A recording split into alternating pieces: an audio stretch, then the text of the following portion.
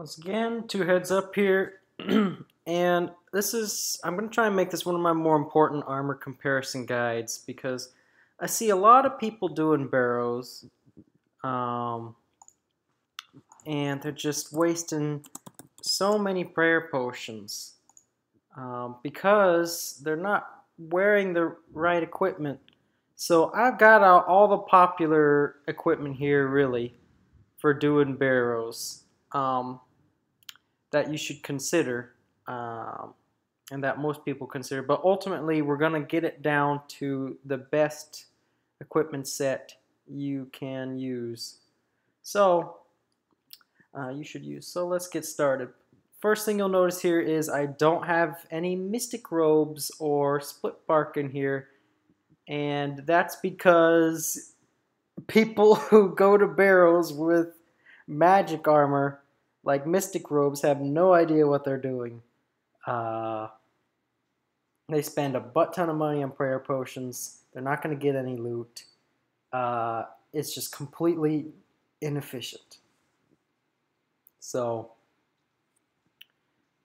don't go to barrows with magic robes on. And the reason why you don't is all the barrow brothers are weak to magic. Extremely weak, so even if you have a negative magic defense bonus, you'll be good. So let's start off with one of the more popular sets I see. I see a lot of this going around. I see the Farseer Helm.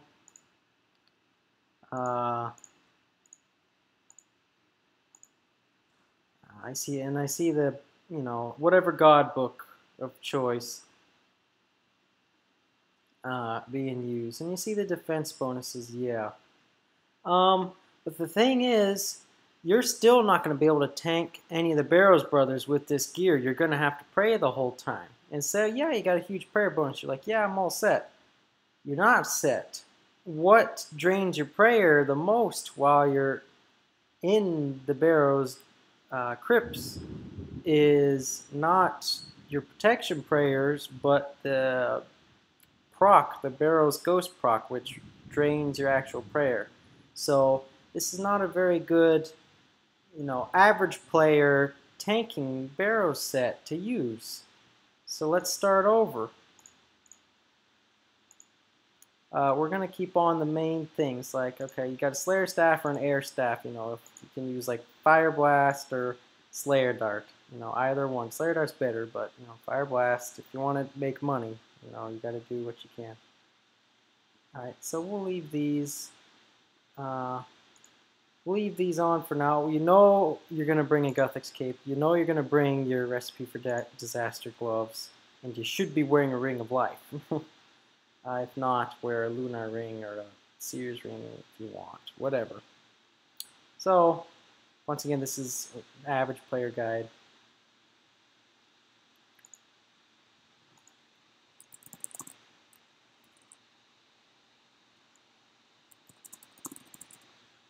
Okay. So, we know that, yeah, you're going to use a Glory or a Fury if you have one. Yeah, you're going to use your Recipe Disaster gloves. And yeah, you're going to use your God Cape. So let's get those out of the way. Now, let's start off with comparing the Rune and the Proselyte.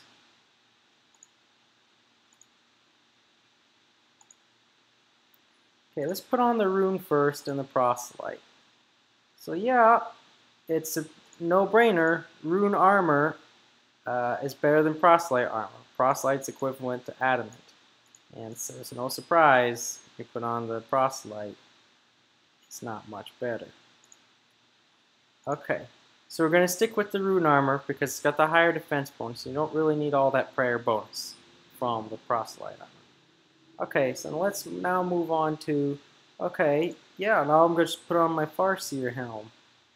Okay, so if you know that Rune's going to be better than Proselyte, let's compare the Rune and the Farseer Helm.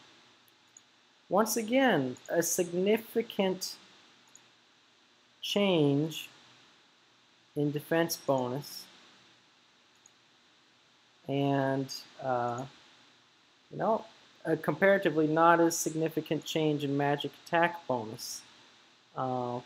What's that? It's minus 12. So yeah, I mean, minus 12 difference in magic bonus. Yeah, that's something to consider. So, Runeful Helm or Farseer Helm.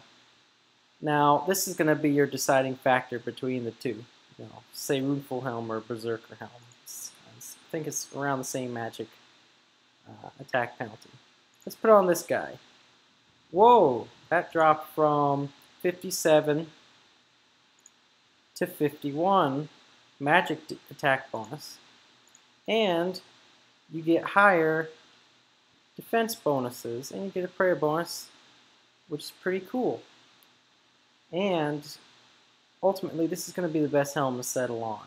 If you don't have this helm, go ahead and use a Farseer Helm instead if you don't have a helm that meets a knot. We'll get to that. Alright, so we've got all that down. We're going to say, okay, so far we know what we want here, but now let's introduce another factor, a chain body opposed to a plate body. Okay, so what we notice here is we start off at 51 magic attack bonus. When we put on the chain body, we get down to minus 36 magic attack bonus. So what's that? Is that 15 difference? Is that right? That doesn't seem right. But yeah. Yeah, that's right. That's right. 15 difference. So you save 15 magic attack by switching to a rune chain body, and you still keep, you know, your slash attack bonus stays high. What you lose, a rune chain body is weak to stab, so that's why the stab bonus is a lot lower. The rune chain body actually has more crush defense bonus than a rune plate body. So yeah, it's a good trade-off. And it's something that very few people actually consider. Rune chain body will definitely help you out and help you splash less while tanking the bosses. Cool. So we got all this figured out. So, and if you don't have a helm that needs the knot, you know, Farseer Helm's a better way to go. This is where you're at if you're at a Farseer Helm. Alright, so now we've got our Rune Shield, God Book, and our Granite Shield. Which one's the best to use for an average player, you know, with average equipment, trying to do barrows? Let's compare the three. You know, you see most people going with the God Book. Okay, you get a 4 defense bonus and some prayer bonus. You know, that's alright.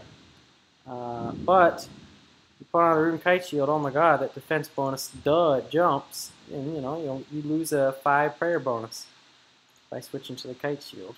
You know, it's just a good trade-off. Now we're down to the Granite Shield and the Rune Shield.